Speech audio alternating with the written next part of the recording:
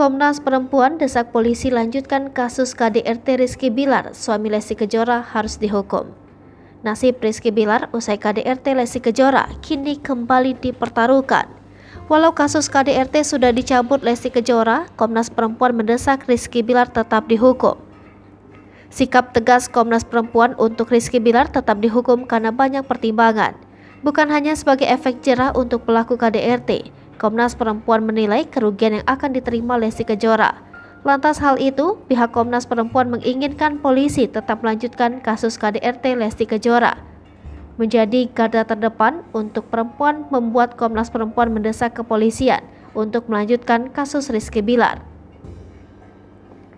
Ketua Komnas Perempuan Ferianto Sihotang mengatakan, perempuan menjadi pihak yang dirugikan jika pelaku KDRT tidak dipenjara. Ferianto menyebut jika pelaku KDRT tidak dipenjara maka tak akan pernah ada efek jera. Maka dari itu, pihak Komnas Perempuan mendesak kepolisian untuk tetap melanjutkan kasus KDRT Rizky Bilar. Diungkap Ferianto, kasus KDRT yang sudah dilaporkan kemudian dicabut akan berpotensi terjadi kembali. Hal itu diungkapnya lantaran bukan hanya 1-2 kasus KDRT yang sudah dihadapi. Ferianto menekankan Komnas Perempuan akan mendorong korban KDRT untuk berani melaporkan kekerasan yang dia alami. Kekuatan terbesar ada pada aturan hukum tentang penghapusan KDRT, namun tanpa pihak korban yang speak up tidak akan membuat pelaku KDRT merasakan hukuman setimpal.